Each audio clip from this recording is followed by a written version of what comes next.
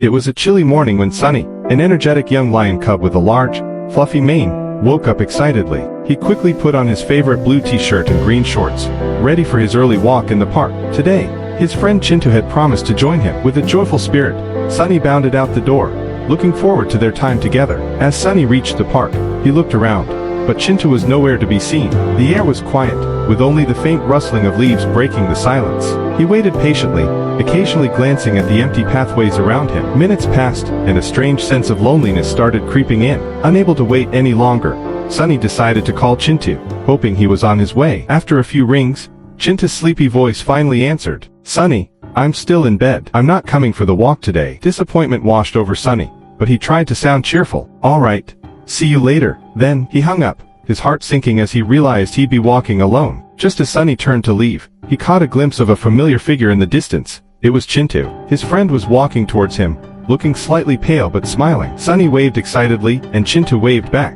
When they met, Sunny couldn't help but ask, "I thought you weren't coming." Chintu shrugged casually, his expression unreadable. "I changed my mind," he replied with a faint smile. Sunny brushed off the strangeness, happy to have his friend by his side. They began walking together, sharing stories, and laughing as the fog thickened around them. After a while, they sat down on a park bench under a large, gnarled tree. The air grew still, and an eerie silence settled over them. Even the birds seemed to have stopped singing. Out of nowhere, Chintu suddenly stood up, his face blank and distant, and started walking away without saying a word. "Chintu, where are you going?" Sunny called, confused by his friend's sudden change. But Chintu didn't respond. He only started moving faster, almost running. Heart pounding, Sunny got up and began chasing after him. The fog thickened, turning the trees into ghostly figures looming in the mist. Sunny ran harder, calling Chintu's name over and over, his voice echoing in the silence. Finally, he reached a cluster of bushes, where Chintu had vanished. Pushing the branches aside, he stumbled back in horror. Lying there on the damp ground was Chintu's body,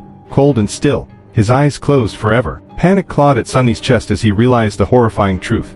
The friend he'd been walking with was never really there. With a terrified gasp, he turned and bolted out of the park, the shadows and fog pressing in around him as he fled. When Sunny finally reached Chintu's house, he banged on the door, his mind reeling. He had to tell Chintu's family what he had seen. After a few moments, the door creaked open, and to Sunny's utter shock, Chintu himself stood in the doorway, looking alive and well, but puzzled by Sunny's terrified expression. "What's wrong?" Chintu asked, his face full of concern. Sunny stared at him, his voice shaking. "But I saw your body in the park. You were gone." Chintu's expression changed. A strange smile crept onto his face as he leaned closer to Sunny and whispered, "Maybe you didn't see anything at all, Sunny." Then, as quickly as he had appeared, Chintu's form flickered like a shadow in the night, and he vanished into thin air. Sunny stood frozen in the doorway, chills running down his spine. Heart pounding, he turned and ran, all the way home, his mind clouded with fear and confusion. Locking himself in his room, he tried to convince himself it was all a nightmare. But as he sat alone in the dark, he heard a faint whisper echoing around him,